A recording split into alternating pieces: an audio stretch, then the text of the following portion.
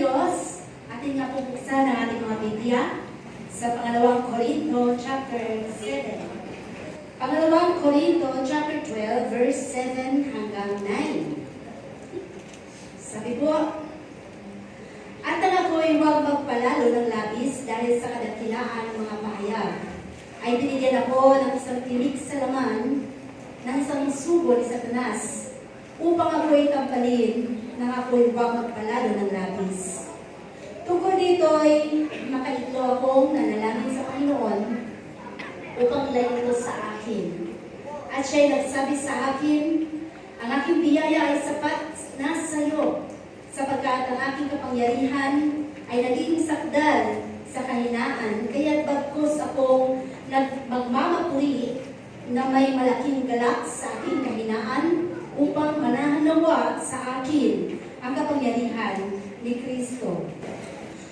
Ang ating pag-aaral ngayong umaga is about the mystery of an answered prayer. The mystery of an answered prayer.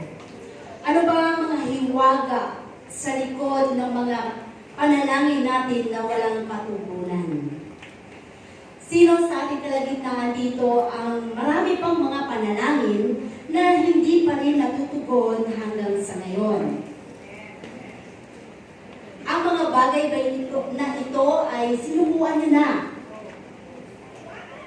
At sa mga bagay na ating hinihiling sa Diyos, ano ba ang naging leksyon? Ano ba ang itinuturo?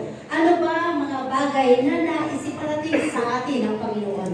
Kung bakit ang mga panalangin ito ay hindi natin nakakamit ang katugunan. Kagaya na lamang dito sa ating binasa sa pangalawang Korinto ni Pablo, na kung saan ay siya ay isa sa nakaranas ng ganitong karanasan sa buhay. At mamaya ay ating i-deal ang kanyang salita, ang salita ng Panginoon sa buhay natin patungkol dito. Gaya nga ng mga nasabi ninyo na halos lahat tayo, may mga idinadalangin sa Panginoon na marahil ay umabot na ng taon, o mula nang ikaw ay maliit pa or mga bagay na matagal mo nang hinihiling ito sa Diyos, subalit bakit hanggang sa ngayon ay hindi mo pa rin ito nakakamit? Nagtanong ka na ba sa Panginoon kung bakit? Kagaya ng isang asawang babae na kung saan ang kanyang asawa ay pinanalangin ng halos 15 years para lamang maligtas. Subalit alam niyo ba, after 50 years, nakakilala sa Panginoon ang kanyang asawa. Subalit, halos 2 taon lang niyang nakasama at namatay na. Ibig sabihin, sa ganung mga pagkakataon, ang katugunan ng Diyos ay hindi pa rin late. On time. Nakasama niya sa pagsamba ang kanyang asawa at naging masaya sila sa paglilingkod sa Panginoon. Subalit sa mga panahong yon ay nakatakda na ang kanyang oras upang umuwi sa Panginoon. Naging pakinabang pa rin ang kanyang buhay. Maging sa isang asawang lalaki na ang kanyang asawa ay pinanalangin sa isang terminal cancer.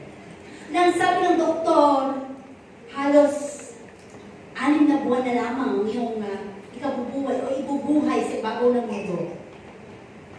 At dahil sa kanyang panalangin ito, ay nagkaroon ng bagay na sa kanyang hinihiling sa Diyos na mabuhay pa ng mahaba ang kanyang asawa, ay namatay ito after 5 months. Hindi pa umabot doon sa sinabi ng doktor. Masasabi ba natin na malupit ang Panginoon? Kahit dito sa isang ina na nananalangin para sa kanyang anak, na naging suwail, naging rebellious, kung ilang taon na niyang hinihiling na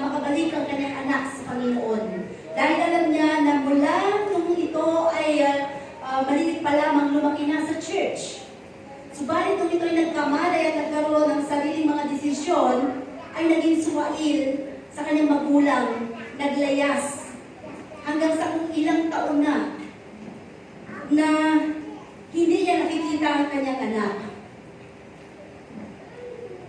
Subalit, ang sabi nga, after how many years na kanyang pinanalangin, ay para bang nawala na siya ng pag-asa na ito ay makabalik pa sa kanila. Paraan ba para isuko mo ang iyong anak? Ang lahat ng mga bagay na ito ay alam ng Diyos. Ang isang amang doktor na ipinanalangin ng kanyang anak para mabuhay dahil nasa ICU. Ang iniisip niya, ang kanyang ama ay isang doktor na nanggagamot ng maraming mga sakit. At iniisip niya na makakasurvive ang kanyang ama. Na halos lahat ng mga expert na doktor ay nakatingin doon or naka-assist doon sa kanyang amang doktor. Subalit namatay pa rin ito. Masasabi pa natin na ang Panginoon ay hindi tumutugon sa mga panalangin. Sa lahat ng mga bagay na ating ipinapanalangin na hindi natin nakamit ang kahilingan ng Panginoon natin sa Diyos, alam ng Panginoon ang rason sa kabila ng lahat ng ito. Dahil higit na kilala tayo ng Diyos at alam ng Panginoon ang bawat kalagayan na meron tayo o bawat kinakaharap na meron tayo sa ating mga buhay. Maraming mga tao o maraming mga Kristiyano ang hanggang sa ngayon ay marami pa rin silang daladala sa kanilang mga puso na mga kabigatan, na mga kahilingan sa ating Panginoon. Pero ang aking hamon sa inyo, huwag niyong isuko. Dahil alam ng Diyos kung hanggang kailan ang katugunan nito. Or maaaring hindi na tutugunin ng Panginoon dahil meron siyang rason sa kabila noon. Or may mga bagay na maaaring itinuturo lamang sa atin ng Diyos. Sometimes, miracles happen. Pwede rin namang gumawa ng himala ang Diyos anytime. Dahil alam natin makapangyarihan siya. No? Napakaraming beses na nangyari sa buhay mo, sa buhay niya, sa buhay natin lahat. Pero may mga bagay na para bang mahirap nating makamit yung mga kahilingan natin. Maaari ba nating masabi na, Lord, mahina ba ako sa iyo? Mahina ba ang faith ko, Lord? Bakit hindi ko pa rin nakakamit ito? Ang sabi nga, higit na mas mataas ang kaisipan ng Panginoon kaysa sa ating mga kaisipan. No? And the great discovery is, you are not the first one. Hindi ikaw ang una na mga Kristiyano na hindi nakatanggap ng katugunan ng Diyos. Marami tayo na hinahanap lamang ng Panginoon sa atin. Ang bawat reaction natin at ang bawat ginagawa natin paglilingkod sa Diyos, hinahanap niya ang tinatawag na faithfulness. Kung meron tayong mahihigit o makikita na isa sa pinaka magandang halimbawa na ang kanyang panalangin ay hindi tinugon ng Diyos. Pero isa siya sa mga ginamit ng Panginoon sa kaligtasan ng maraming mga Kristiyano sa Europa. Isa siya sa talagang nanguna para maligtas sa maraming Kristiyano ay si Pablo. Isa siya sa mga nagsulat, maraming naisulat sa Biblia. No? Kung gaano kabuti, gaano kadakila ang Diyos. Pero bakit dito ayon sa kanyang sinabi? Hiniling niya sa Panginoon, ipinanalangin niya sa Diyos na maalis na sa kanya ang anumang bagay na meron siyang tinik sa laman. Pero, tinugon ba ng Panginoon? Ano ba ang mga tinik sa laman natin sa ating mga buhay? Ito yung mga bagay na maaaring nangyayari sa buhay natin. Maaaring yan ay sakit, maaaring yan ay relasyon mo, sa asawa mo, sa anak mo, sa pamilya mo. Maaaring yan ay sa mga financial dealings ng buhay mo, or maaaring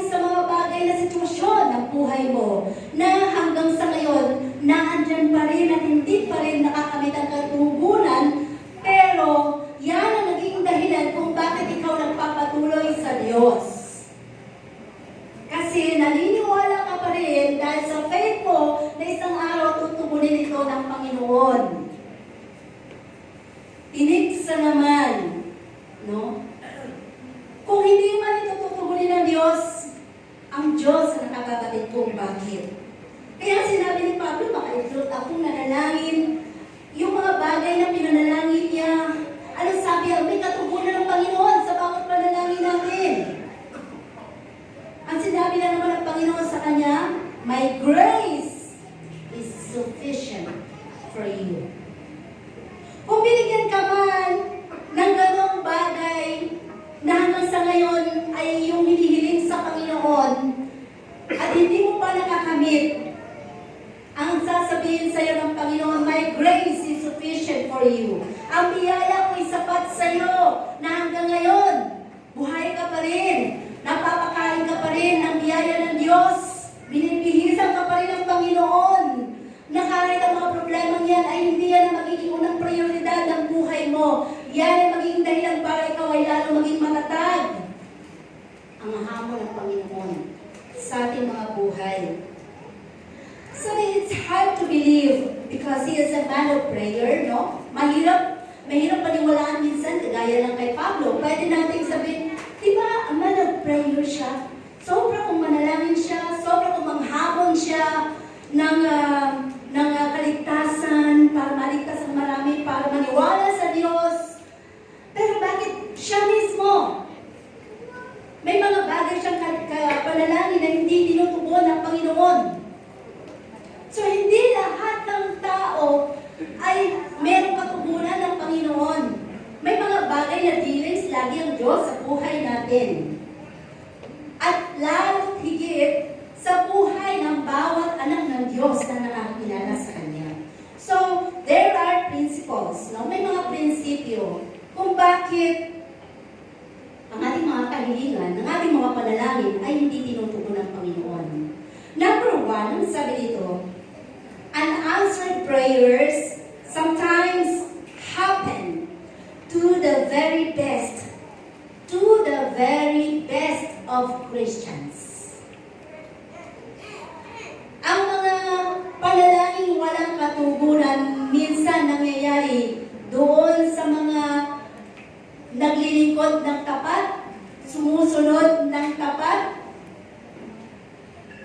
at tunay na kumikilala sa mas malalim na paraan sa Panginoon ay hindi natutugon ng alam mga panalangin. Pero bakit hindi sila sumusuko? Yung mga tumatayo sa krusada, yung mga malalaking crowd na tinatayo ng Panginoon, yung mga nananalangin para maraming ma-deliver, sila Benny Hinn, sila Maurice Cirulo, yung mga kilalang mga ginagamit ng Diyos, may kanya-kanyang dealings ang Panginoon sa kanila. Meron din sila mga panalangin na hindi din tinutugon ng Diyos. Dahil alam ng Panginoon ang kanyang mga rason kung bakit.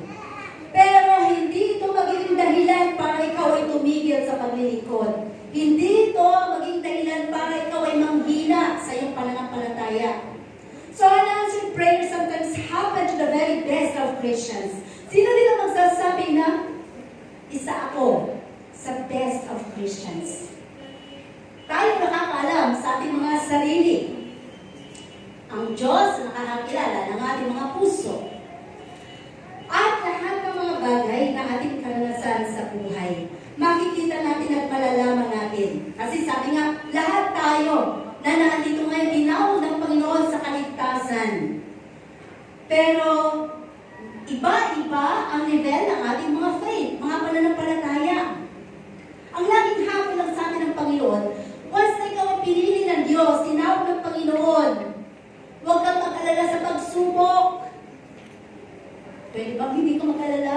Normal lang nag-aalala, di ba? Sabi nga, normal lang nagkakaroon ng worry.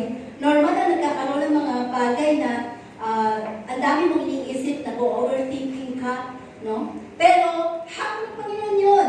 Dahil sa kabila mo ngayon, may katapatan ng Panginoon sa kanyang mga pangako, no? Ang sabi, huwag kang mag-alala sa mga pagsubok na nangyayari sa buhay mo. Kasi alam ng Diyos ang solusyon.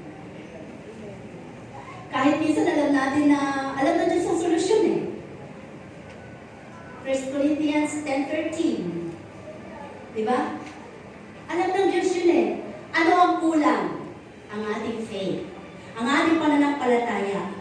Kung paano ang ating faith ay pagaganahin para makamit natin ang katagumpayan sa kabila ng mga bagay na ating kinakaharap.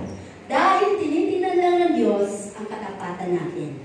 Ang mahirap lamang minsan sa buhay natin kapag dumating na tayo sa punto na mahirap na yung mga pagsubok na ating kinakaharap, medyo sumusuko na tayo, medyo naglalaylo na tayo, medyo nagkakaroon tayo ng mga kwestiyon sa kapangyarihan ng Diyos. Na tayo din naman ang tunay na may kadahilanan. Ang hinahamon lang lagi ng Panginoon sa atin is manatili ka, maglingkod ka, sumunod ka, at manatili kang tapat. Ang pagpapatunay sa Panginoon, hindi ngayon, hindi bukas. Tinitingnan ng Diyos kung ang puso mo ay totoo. Kaya, ano ba ang bagay na kinakaharap mo, problema mo sa pamilya mo, sa asawa mo, sa manugang mo, sa biyenan mo, o sa ano bang bagay na nakapaligid sa iyo, hindi ito ang dapat mong titingnan. Ang titingnan mo ay ang kapangyarihan ng Diyos na kayang gawin sa buhay mo. Dahil kung ikaw mismo na nakakilala sa Diyos, ikaw ang manghihina, ikaw ang talo. Normal na guguluhin tayo ng kaaway, normal na pag-aawayan ng kaaway ang isang pamilya, normal na magkakaroon ng anumang bagay, no, na mga problema. Dahil yan talaga ang misyon ng kaaway sa buhay natin. Ngayon, kung mahina ang faith mo, doon maraming talo ang Kristiyano. Kaya maraming bumibigay, marami ang bumabagsak pagdating sa mga pagsubok na nararanasan. No? Pwede ngayon malakas ang faith mo, pag-uwi mo, biglang bagsak. Pwede ngayon masaya ka sa presensya ng Panginoon, pag-uwi mo, galit ang naramdaman mo, inis ang naramdaman mo, ganun kabilis mag-change ng mood ang kaaway sa buhay natin. Kaya dapat iingatan mo ang daladala mong pananampalataya, ang daladala mong faith sa buhay mo. Iingatan mo ito dahil ang Diyos nariyan lang para patatagin tayo. Magtiwala ka lang sa Diyos. Anak ka ng Diyos. Best ka para sa Kanya. Gusto ng Panginoon, lagi kang the best. Ikaw ang laging una sa Kanyang harapan. Pero nauna ba natin lagi ang Diyos? Laging huli, di ba? Yun minsan ang mahirap sa harapan ng Panginoon. Parang hindi deserve ng Panginoon ang ating ginagawang paglilingkod. Na nabibigay lang natin sa Kanya ang sobra. Nabibigay lang natin sa Kanya yung mga bagay na wala kasi akong gagawin ngayon eh. Yung mga bagay na hindi siya ang naging prioridad natin, pero tayo ang naging prioridad ng Panginoon sa buhay natin. Lagi nating tandaan, mga kapatid. Ano ba nang dumating sa buhay mo? Batid ng Panginoon. Isang principle kung bakit ang iyong mga panalangin ay walang pagtugunan. When it happens, it is humanly unexplainable. Kung mangyayari man sa iyong buhay na ito ay hindi natutugon ng Panginoon, it is humanly unexplainable. Hindi natin maintindihan, hindi natin maunawaan, no? Ang mga nais na iparating sa atin ng Panginoon. Malalaman na lamang natin kapag dumating na yung punto na na-realize mo kung bakit hindi tulungan ng Diyos. Kung bakit hindi ka pinayagan ng Diyos na mag-abroad. Dahil kailangan ka pala ng pamilya mo. Kung bakit hindi ka niya pinayagan mag-abroad dahil baka mapahamak ka lang pala doon sa ibang bansa. Kung bakit hindi ka pinayagan ng Panginoon na pumunta sa ibang bansa, ay dahil baka mawala ka lang din sa Kanya. Kung bakit hindi ka pinayagang yumaman, ay dahil baka magmalaki ka. Kung bakit hindi ka pinayagang yumaman, ay baka wala ka nang makilala. Kung bakit ay baka makalimutan mo na ang Panginoon. It is humanly unexplainable. So maalala mo na lang, kaya pala hindi tinupod ni Lord yung aking dalangin. Ngayon, alam ko na. Minsan gano'n, di ba? Nare-realize na lamang natin. Kaya pala kami nalubog sa utang. Para pala sa susunod, maging matalino kami sa paghawak ng pera. Kaya pala lahat ng mga nakapaligid sa amin ay galit sa amin. Dahil, lagi nila sinasabi mga Kristiyano daw kami, pero bakit sila nagagalit sa amin? Mga bagay hindi namin maintindihan. Pero, ang hinahanap pala ng Diyos sa amin ay manatili lang kaming magliwanag. Hindi namin kailangan maging masungit o magalit din sa kanila. Ang gusto lang pala ng Panginoon sa amin, kaya pala, kailangan lang namin tumayo na may katatagan sa aming mga pananampalataya. Lahat may rason ng Diyos. May katugunan ng Panginoon sa kabila ng ating mga katanungan sa Kanya. At sabi nga, sa buhay natin, lagi natin tandaan, kilala ka ng Panginoon.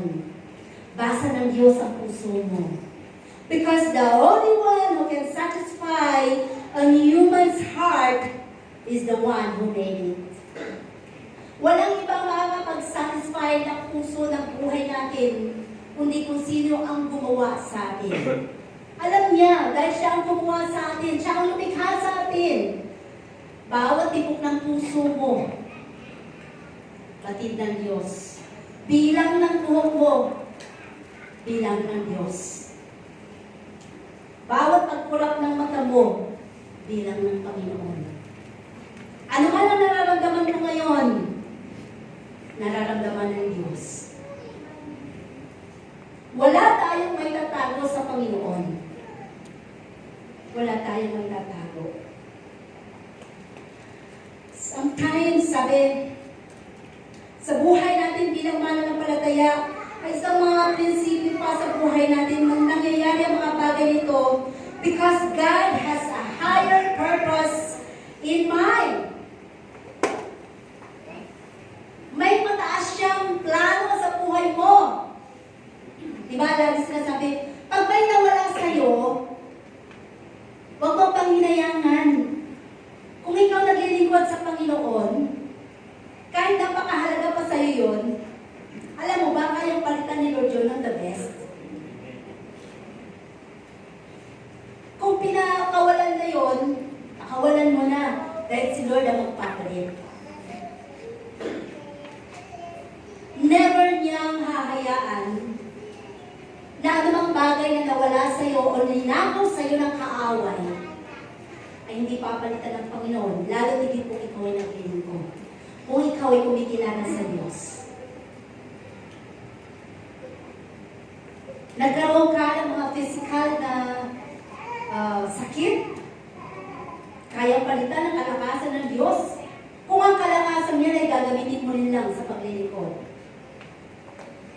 Ang Panginoon, gusto niyang nakikita ka sa presensya niya. God has a higher purpose in mind. Alam ng Diyos, hindi natin pwedeng lokohin ng Panginoon. Hindi natin pwedeng dayain ng Diyos. Lord, maglilingkod ako sa iyo, pangako mo, Hindi natin pwedeng ikondisyon ng Panginoon. Lord, maglilingkod lang ako kapag nagkatrabaho ako, Lord, lahat, ang dami natin mga plano na para bang inilalagay natin ng Diyos sa isang robot para tugunin ang ating mga kahilingan na alam ng Diyos, niloloko lang natin siya. Panginoon, kapag ito talaga ay tumama na talaga ako sa loto, talagang ibibigay ko sa iyo, paayos ko ang iglesia. Alam ng Diyos ang puso mo. Kung ngayon pa nga lang, hindi ka na dapat magbigay sa maliit na bagay na kinikita mo lalo kung mas malaki ang ibibigay sa iyo ng Panginoon, alam ng Diyos na lulukuhin mo lang siya. Huwag ka na mangako. Gagawin mo na lang kung totoo yan sa puso mo. Because God has a higher purpose in mind. Sometimes our prayers are not answered because God can do more through us by not answering our prayers. May kaya pa siyang gawin sa buhay mo. Yan lang yung hinihingi mo? Anak, gusto mo lang na makapasa? Pero bumagsak ka dun sa isang subject, nanghihina ka na? May gusto pa akong gawin sa'yo eh. May gusto naman akong ituro sa'yo, mag-aaral kang mabuti. Dahil gusto kita maging valedictorian ka. Parang gano'n, di ba? Yung hamon ba ng Panginoon sa buhay natin? Ganun din sa ating mga ginagalawan, sa ating mga buhay spiritual. Sino gusto maglingkod sa Panginoon? O diba? Makikita mo, ikaw lang at ang Diyos nakakaalam. Kasi hindi naman yan makukuha natin sa dami, sa mukha ng bibig. Ikaw nakakaalam kung nais mo talagang magpaglingkuran ng Panginoon, no? Sa buhay natin. Kaya nga lagi natin tandaan, ang buhay natin ay nilikha ng Panginoon para sa kanyang kapurihan. Selfish naman ang Panginoon. Para lang pala sa kanyang kapurihan. Kaya tayo nilikha ng Diyos para may pumuli at maglingkod at sumamba sa Kanya. Dahil yan lang ang gagawin natin sa langit na bayan. Ano ba mga aktibidades natin dito sa ibabaw ng mundo? Lahat ito mga temporaryo lang. Training ground. Paano doon sa training ground na ating ginagalawan? Masyado tayong na-overwhelm sa ating buhay. Masyado tayong nadadala ng mundo. Masyado tayong nadadala ng ating mga kaabalahan sa buhay. Na minsan nakakalimutan na pala natin ang Panginoon na dapat siya pa rin ang una at prioridad ng buhay natin. Sa buhay paglilingkod natin. Na kagaya ng sinabi ko kanina, laging tayo ang una sa prioridad ng Panginoon. Lagi mong tandaan, hindi ka binigyan ng trabaho ng Diyos, hindi ka binigyan ng negosyo ng Panginoon para sabihin mo, Lord, hindi kita kayang paglingkuran. Wala akong oras, Lord. Binigyan ka ng trabaho, binigyan ka ng pera, binigyan ka ng negosyo, binigyan ka ng pagkakakitaan, binigyan ka ng talento, binigyan ka ng anong bagay na pangangailangan mo sa buhay mo, binigyan ka niya ng bahay, binigyan ka ng sasakyan, para lahat ito ay gamitin mo sa pagsamba sa Diyos. Kaya wala tayong magiging rason. Marami nagsasabi, Lord, bigyan mo akong trabaho, kapag binigyan mo akong trabaho, makapaglilingkod na ako sa iyo, makapagbibigay na ako sa iyo, Lord. Tinukuha ng Panginoon. Nung nagkatrabaho, nagkaroon ng kita, nawala sa Panginoon, na-busy na, nawala ng oras at panahon. Kapag nagkasakit, kapag nagkaroon na ng kahinaan, babalik ulit sa Panginoon. Deserve ba ng Panginoon? Ang sabi ng Diyos, paglingkuran mo lang ako, anak. Wala kang dadanasin ganong kahirap na buhay. Magiging magaan kung ikaw ay tuloy-tuloy na naglilingkod sa akin. Kung ako'y kikilalanin mo. Pagkabat may mga problema, may mga pagsubok. Pero nariyan ako ang bubuhat ng mga pagsubok na yan. Hindi ka mabibigatan dahil kasama mo ko. Ang lahat ng mga bagay na binigay sa atin ng Panginoon, yan ay pinaparanas sa atin ng Diyos na maranasan natin ang kayamanan ng mundo. Pero hindi yan sinasabi ng Diyos para mabuhay ka sa mundo. Ng buhay ng mundo. Ibig sabihin, lahat ng yan ay pwede mong danasin, pero ang prioridad pa rin natin ay ang Panginoon. Lahat ng mga opportunities, kung ikaw man ang inaangat ng Panginoon sa buhay mo, dapat lalo mong sambahin at paglingkuran ng Panginoon. At doon mo mapapatunayan, totoo nga, na lahat ng bagay na meron ako galing sa Diyos. Hindi lang kalakasan, hindi lang kayamanan, buhay ko mismo galing sa Panginoon. Kaya karapat-dapat lang siya na paglingkuran. Sa atin na mga mananampalataya, dumadating lang lagi tayo sa punto, nakakabalik lang ulit tayo sa Panginoon. Kapag marami na ulit ang ating mga pagsubok, problema na kinakaharap, at doon, napakahirap napakahirap natin na ma-overcome ang mga bagay nito. Dahil sa dami ng mga pagkukulang natin na ginagawa sa Panginoon, hindi na natin ngayon malaman kung paano tayo makapagsimula sa ating buhay spiritual, para lalo tayong lumakas. Tandaan natin lahat ng bagay nasa sa atin ng desisyon. Lahat ng karanasan sa buhay natin, mga bagay na nais na ituro sa atin ng Panginoon, ang nais na sa atin is mabago. Sa bago na papakinggan natin, ito ay maging hamon sa ating mga buhay. Minsan kapag may mga tao, Kristiyano tayo nakikita at nagkakamali doon natin na judge, no? Ang bawat nakikita natin. Ang sabi, kung may mga nakikita tayo mga Kristiyano at lagi natin nasasabi, oy, pinapalo ka na kasi ng Diyos eh. Ayan, pinapalo ka na ng Panginoon. Parang iniisip natin, napakasama talaga ng Diyos, no? Parang pwede sabihin natin na paalala ng Diyos sa atin. Pinapaalalahanan tayo dahil minsan nagkukulang tayo. Mabilis tayo magbitaw ng salita, no? Ang sabi niya, kung may mga bagay tayong nakikita sa ating mga kapatid, mga kakilala, kaibigan, na nagkamali, huwag natin tingnan doon sa mga pagkakamali. Kundi yan, sabi, tingnan natin ito kung paano siya maituwid at kung paano siya matulungan, no? Para doon sa kanyang mga kamalian, siya'y maituwid at makalakad siya sa katuwiran ng Diyos. Sapagkat ang Panginoon mismo, ang sabi ng Panginoon, lahat ay nagkasala. Lahat tayo makasalanan. Hindi niya tayo ginudge ayon sa ating mga kasalanan. Ang tingin niya lahat sa atin, restoration. May pag-asa pa yan. Ay, yung anak ko na yun, nakulong, may pag-asa pa yun. Nasa balik ng karamdaman, nasa ICU, may pag-asa pa sa akin yung kaya ko pa siyang buhayin. Restoration! Yun ang tingin sa atin ng Panginoon. Restoration, solusyon, at transformation. Once na nirestore ka ng Panginoon, tuturuan ka ng Diyos para ikaw ay mabago. Para makalakad ka sa katwiran ng ating Panginoon.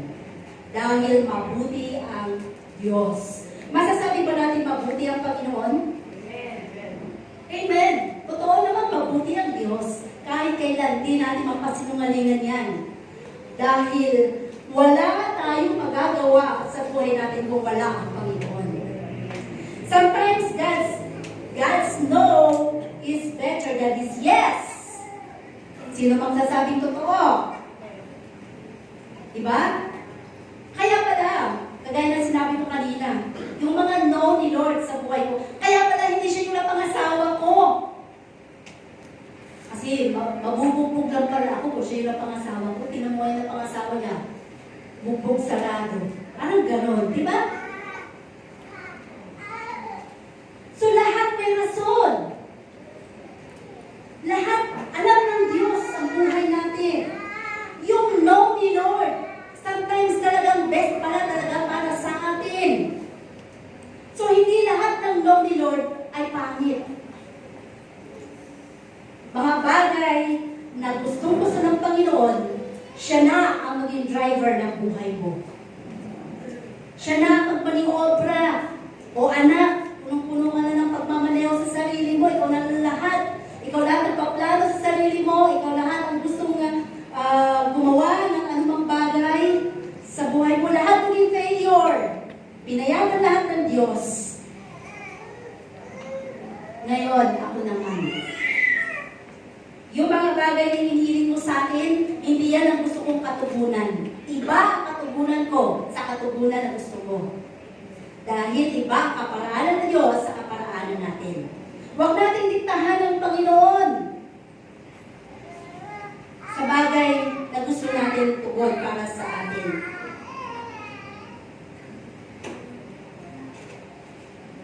Lagi natin bigyan ng pagkakataon ng Panginoon para makilala natin siya ng lubos. Daily prayer forces us to trust God alone. And when we do, God alone gets the glory. Ang hindi pagtugon ng Panginoon sa ating mga panalangin, ito ay isang kaparaanan para lalo tayo magtiwala sa Diyos. At dahil doon sa pagtitiwala natin sa Panginoon, ay doon, ang lahat ng kapurihan ay sa Diyos. Kasi minsan kapag ikaw ay medyo, nagtagumpay ka, nagkaroon ka ng anumang bagay na nakamit sa buhay mo, na ninais mo, talagang mabilis mong nakuha yung mga pangarap mo. So, ang nagiging rason is dahil sa effort mo, dahil sa karunungan mo, dahil sa diskarte ng buhay mo. Pero kung lahat ng mga bagay na ito sa buhay mo ay nilinaw mo kay God, at si God lahat ang kumilos, hindi ikaw ang naitaas. Bawat tao na nagsasabi sa, uy, ang galing mo! Ang galing mo! Talagang mahusay ka. Ang dami mo na-accomplish. Hindi. Hindi ko nagawa yung kung hindi dahil sa'yo. Si Lord lahat siya. Uy, ang galing mo! Nanalo ka! Hindi. Hindi ako ang nanalo doon. Si Lord ang nagpanalo doon. Lahat lagi kay Lord ang kapurihan. Yun ang gusto-gusto ng Panginoon. Ay hindi, talagang mahusay ako, magaling ako. Nag-practice kaya ako isang taon. Walang kapurihan ng Diyos. Diba? So sabi, ang hinahanap pala sa atin ng Panginoon talaga is to trust Him. You know? Yung lubos na pagtitiwala na lahat ng anumang bagay na meron ka pagkatiwala mo sa Diyos. At sabi nga, we ask God for strength. Sino dito ang humihingi ng lakas sa Panginoon every day? Pagkagising natin, di ba? Hinihiling niyo ba yun? O kasi minsan pagkagising pala, parang mag-iikot yung paringin mo, di ba? Parang, ano ba ito? Nahihilo ako, nahahayag na yata ako. Parang gano'n, hindi ba? Kung hindi ka protektado ng Panginoon, abay, anytime pwede ka magkasakit, anytime pwede ka mabulagta na lamang, hindi mo alam. Di ba? Sabi nga natin, nasabi nga natin na napakarami ngayon ang namamatay dahil sa aneurysm. Bata ka man, o may kulang ka na, maraming namamatay. Kahit gaano ka kayaman. Yung isang namatay dyan na may-ari ng, yun dyan sa tapat ng Neko, yung mga overruns na may-ari, dinala pa sa St. Luke's, yung nakaraang tatlong linggo na siguro. Dahil sa aneurysm. Diba? So, anong magagawa ng doktor kung gusto na ng Panginoon paulit ka? Paano mo masasabi, Lord, maglilipod na ako? Kung ito na yung time, nakatatlong oras, wala na pa ng oras para maglipod ka pa sa Panginoon dahil napabayaan mo ang Panginoon. Kaya hanggang may lakas ka, hanggang mayroong oras, huwag mong isingit lang ang Diyos sa buhay mo. Prioridad mo ang Panginoon. Sabi nga, minsan we ask strength, but He made weak. Bakit? Minsan humingi tayo ng strength sa Panginoon, pero bakit ang nangyayari, Lord? Parang lalo yata ako nanghihina. Parang walang lakas. Dahil gusto ng Panginoon, kilalanin mo siya, na siya lang ang pwedeng magbigay sa iyo ng tunay na lakas galing sa Diyos. Ang kalakasan na nagmumula sa Panginoon. Ito ang gustong-gusto ng Panginoon na nakadepende tayo sa ating Diyos na pinaglilingkuran. Sometimes we ask help, magandang kalusugan, to do greater things. Lord, bigyan mo, pagalingin mo na nga ako, Lord, para makapaglingkod na ako sa iyo. Nung pinagaling na ni Lord, tinugunan ng Panginoon, nabisi na din lahat. Nawala na lahat yung mga piniling niya at pinangako niya sa Panginoon. Ginamit na yung kanyang magandang kalusugan doon sa kanyang mga unang prioridad na talagang una, pangalawa na lang sa Panginoon siguro. Ganun kasi ang tao.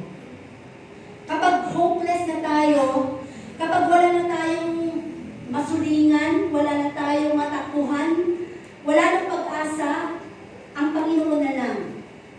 Pero sabi nga, minsan we ask help to do greater for God, but infirmity, binibigyan pa rin ang Panginoon. Minsan hindi niya ito tinutugon. Ang kagalingan na meron tayo, na itiling natin sa Diyos, to do better things. Para manatili ka na lang sa Kanya. Minsan, hindi na lang tinutugon ng Panginoon. Okay lang anak, basta ginigising kita everyday. Okay lang na may sakit ka. Hindi yan ang kamamatay mo.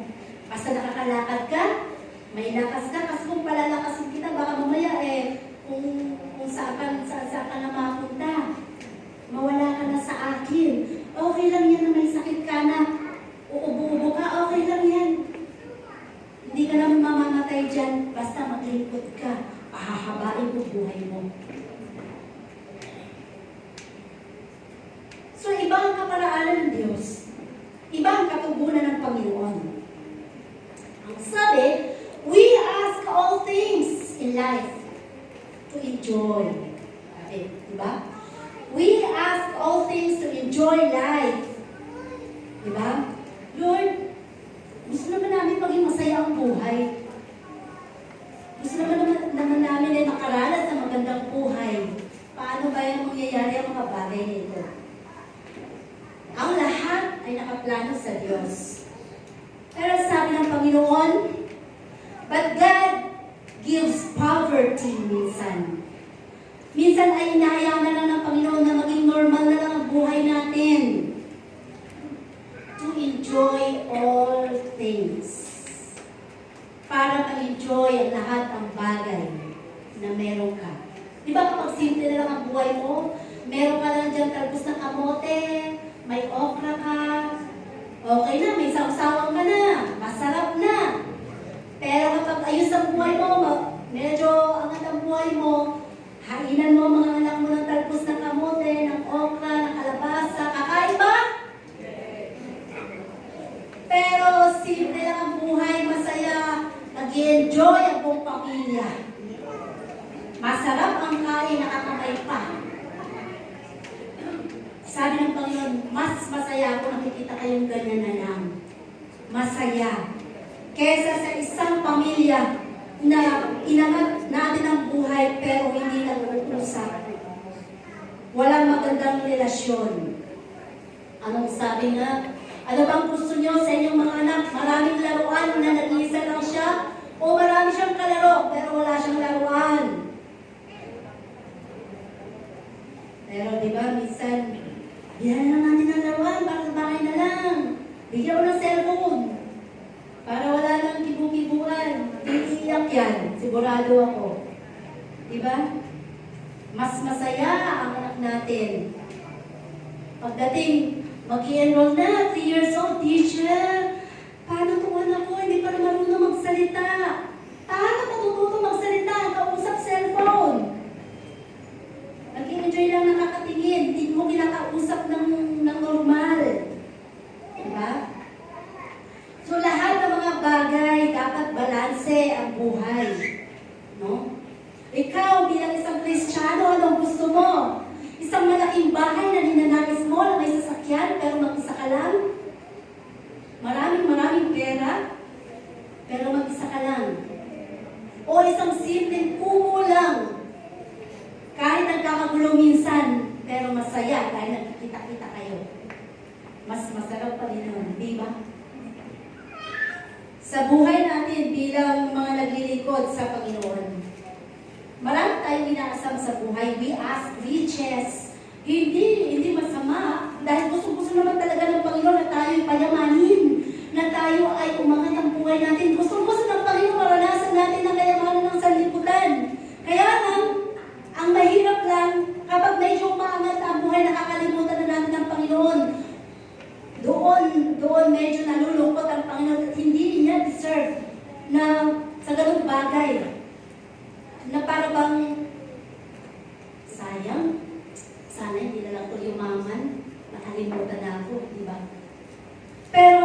dito, minsan, hinihiling natin, Lord, payamanin mo na mga anak ko. Para na maging masaya ang buhay ko, ng pamilya ko. Mula pa noon, mahirap ang buhay namin.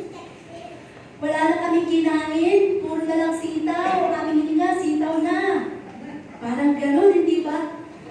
Okay lang yun, tignan mo nga, naging matalino ka dahil sa gulay. Ay, yung mga anak na, puro na lang chicken. Nagka-psoriasis patuloy. Samantala yung kain ng gulay, malulusog, magagandang katawan. Mahusay at maganda sa isang magulang na nag-i-effort sa kanyang anak, pinakakain talaga ng gulay habang magsita. Yan ibig sabihin talaga inihanda niya ang anak niya na matuto. No? Sabi nga, sa buhay natin, hindi masamang mag-asam na kayamanan. We ask riches to be happy. Pero hinahayaan ng Panginoon na manatili ka na lang sa buhay mong ganyan to be wise. Para maging matalino. Ilan na bang nanalo sa loto na bumalik din sa pagiging mahirap? Dahil hindi nila alam paano hawakan ang ganong kalaking halaga. Kaya ang kayamanan, hindi isang bagay na makapagdudulot sa iyo para maging mayaman, para maging masaya, no? Ang sabi nga, kahit anong success sa buhay ang masasabi mo, maliban unahin mo ang Diyos. Hindi rin pera ang totoong tagumpay. Naku, pag ako nakapag-abroad, yayaman na kami, magiging masaya na kami. Nung nag-abroad ka, lahat ng mga kamag-anak mo, uy, pautangin mo naman ako. Uy, pautangin mo naman si kuya, pautangin mo naman si ate, pinukutang si kuya, si ate, hindi. Ba't siya pinakutang mo, ba't kami hindi? Uy, pautangin mo naman. Lahat. Akala, ganun lang kadali ang pera. O ngayon, masaya ka pa ba? Nakapag-abroad ka nga, pinupok ka naman lahat. Hindi pala masaya, no? Sabi nga, mas maigi pa noon, ang allowance mo, 1,000 lang, isang linggo na pagkakasya nyo, tuwang-tuwa na kayo. Pero ngayon, isang linggo, ang allowance nyo, 3,000, 5,000, kulang pa. Paano dati ang ating na binibili, yung mura lang. Okay na, masarap na. Ngayon, kailangan may tender juicy na. Diba? Kailangan medyo angat naman tayo. Kailangan medyo matikman naman natin yung lasa ng mga masasarap. Kasi, sayang naman, abroad yata tayo. Walang masama doon. Ibig sabihin lang dito, kaya pala minsan, yung kahilingan natin sa Diyos, na gusto natin yumaman, ayaw nang tugunin ng Panginoon. For us to be wise. Para maging matalino ka. Paano mo magagamit, papapahalagan, ang bawat pera ang dumadaan sa iyong kamay. Diba? Minsan nakala natin na dami pa natin pera. Pagtanggap mo ng pera, ang dami. Hindi mo pala nahiwala yung sa tiles, hindi mo nahiwala yung sa kuryente, hindi mo nahiwala yung sa tubig, hindi mo nahiwala yung para sa mga groceries. Pag may nakitang bibili, ay, bili tayo, may pera ba? Nung eto yung mga bayarin, nawala ka ng dudukutin. Hindi ka na naging wise. Kaya minsan, alam mo, talagang masarap maging simple ang buhay talaga. Na binibigyan din tuwa ka ng Panginoon na maging wise. No? Na ang Diyos ang nagbibigay sa iyo ng karunungan. Paano mabuhay ayon sa kanyang kalooban. So sabi nga, hindi pera ang totoong tagumpay natin masasabi. Maraming mga mayayaman nagpapakamatay dahil sa pera. Kung pera ang naging dahilan, kung bakit sila naging, kung bakit ito ay makapagbibigay sa kanila ng tagumpay, bakit hindi naman sila naging masaya? Maraming nagpapakamatay na mayayaman. No? Ang totoong rason lahat ng yun, dahil naniniwala sila, kahit gaano ka kayaman, kahit na gaano ka kataas ang estado ng buhay mo, meron pa rin isang kulang sa puso mo, ang makilala mo ang Diyos. Ito lang ang makapagpupuno sa iyo, makapagsasatisfy ng buhay mo.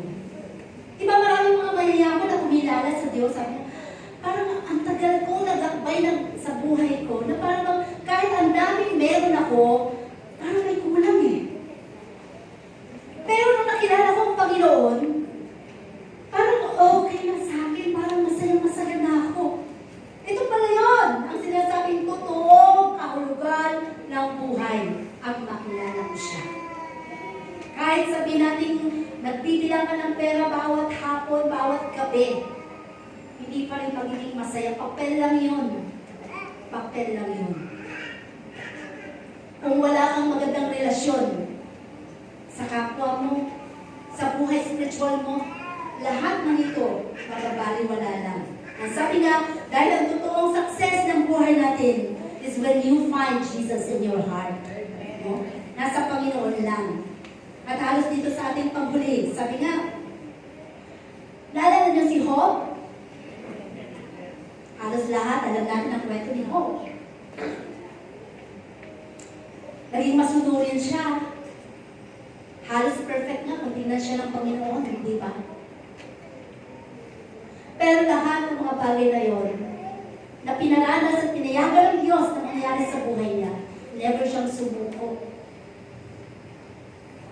Ikaw, kapatid, ilan pagsubok na ba sa buhay mo ang sinukuan mo na? Na parang sinabi mo, ayoko na muna maglingkod. Si Job, never niyang sinukuan ng Panginoon. Hanggang doon sa kahuli-hulihang buhay na meron siya na natitira, anong sabi niya? Tutal, hubad akong lumabas sa bahay, bata ng aking ina. Ako naniniwala, hubad pa rin akong babalik sa aking Diyos Ama. Diba? Ibig sabihin, wala akong may pagmamalaki sa aking Diyos. Wala. Kaya kahit ano mangyari sa buhay ko, ang Panginoon pa rin ang siyang may hawak sa akin. Sana ganun tayo. Na habang naglilingkod tayo sa Panginoon, ma-realize natin kung gaano nga ba kahalaga sa iyo ang Panginoon na pinaglilingkuran mo. Huwag tayo masyadong madala ng kaabalahan sa buhay. Bigyan natin ng puwang ang Panginoon na makakilos siya sa ating buhay. So ano bang dapat mong gawin? Kung ang mga panalangin mo ay walang katugunan, you have to keep on praying as long as you can. Hanggang kailan po ba? Hanggang ikaw ay may hilinga. Huwag mong susukuan.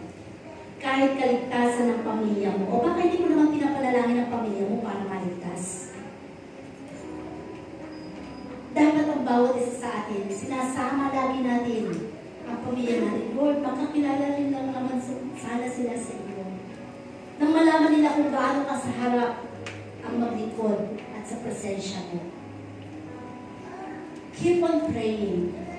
Huwag mong sukuan. Ano man ang kahilingan mo, ano man ang inaasam mo sa buhay, ano man ang pangarap mo. Kasi mangyayari lahat yan, ipagkakaloob sa iyo lahat ng Panginoon at the right time. Sa tamang oras. Oras ng Panginoon, hindi oras mo.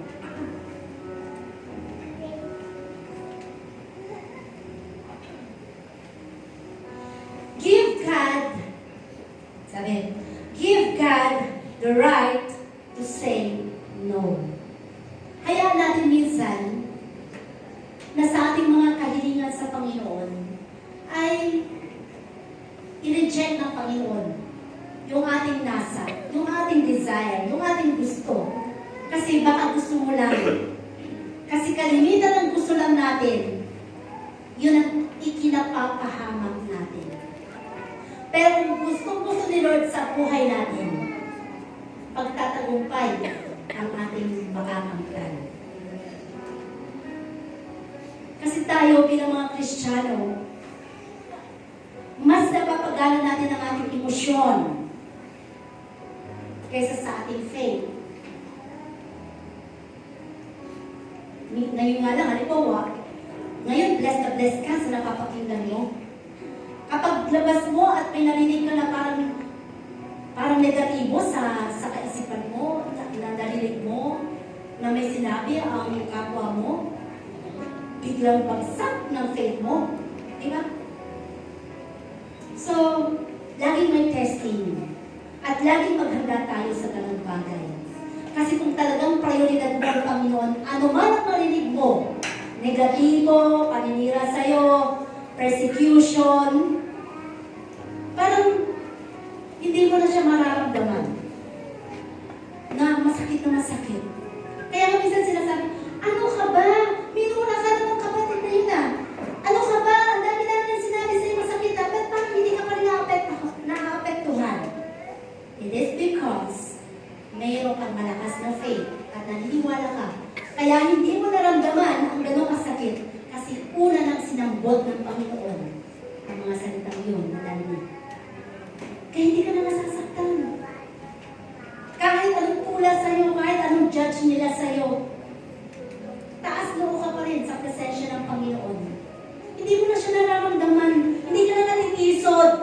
Hindi ka na nagkakaroon ng mga bagay na pangingiba. Bakit?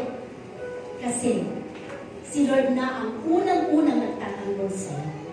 Pero kung nararamdaman mo pa rin sakit, ngit-ngit, galit, kasi ginalito ako ni brother, ni sister. Oh, kulang pa. Hindi pa masyadong nahuhubog ang character mo. Meron pang kulang. Hindi mo pala ipagkakatiwala sa Panginoon buhay mo. Ikaw pa rin yan, kapatid. Emosyon mo pa rin yan, hindi pa rin yan faith. Kailangan may mabago. May mabago. So, give God the right to say no to your life. The last, sabi, keep on doing what you know to be right in God's presence. Lagi mong tingnan, gawin ang tama para sa Diyos. Lingkod lang sa Panginoon. Yun lang naman ang hamon ng gusto ng Panginoon eh. Maglingkod sa Panginoon. Huwag mong panghinayangan ng mga pamasahe na ginagawa mo papunta sa church. Midweeks na po, midweeks, sayang din yung pamasahe. Mahal-mahal ang pamasahe sa tricycle. 50 din, pabalik, balikan. Sayang din yun, bago pa bukas ng mga tao yun. Hindi mo alam, meron palang magbibigay sa'yo ng doble, triple. Dahil sa pinigyan mo ng pagkakataon si Lord para makapagpapit ka ba tayo. Iba ang kaparaanan ng Diyos. Alam niyo ba, the more na hindi natin iniisip yung mga alalahanin natin at basta para kay Lord, sige ako, go ako para kay Lord. Lalo sa financial, maa-amaze ka sa lahat ng mga katugunan niya. Hindi mo ina-expect may mga dadating na mga bagay na, totoo ba to, Lord? Talagang nangyayari ito, Panginoon? Kasi nakita ang kanya ng katapatan. Hindi ka nagduda sa mga binigay mo sa Panginoon. Binigay mong oras, binigay mong panahon, binigay mong paglilingkod, binigay mong bagay na dapat ibalik sa kanyang kayamanan. Lahat yun, hindi mo pinagdudahan ng Diyos. So, sabi nga, trusting God is very important because whatever happened, God has no mistakes. Kahit kailan, hindi nagkakamali ang Diyos sa buhay natin. God did not say, my answer are sufficient. But He said, my grace is sufficient. Ang biyaya ko ay sapat para sa'yo. Hindi man tugunin, alam ng Diyos ang problema. At lagi mong tandaan, bilang tinawag ng Panginoon,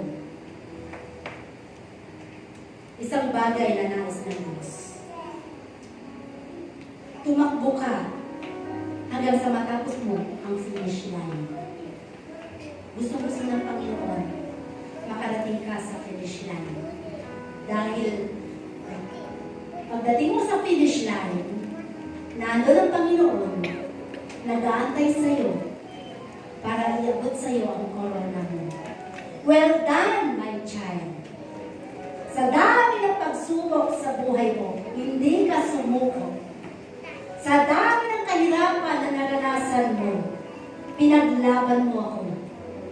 Sa dami ng mga sakit sa puso na dinulot ng pamilya mo, mahal mo sa buhay, kaibigan mo, o sino pa man, hindi mo ito binigyan ng pansin, kundi ako pa rin ang iyong inuna. Ngayon, ito ang corona mo.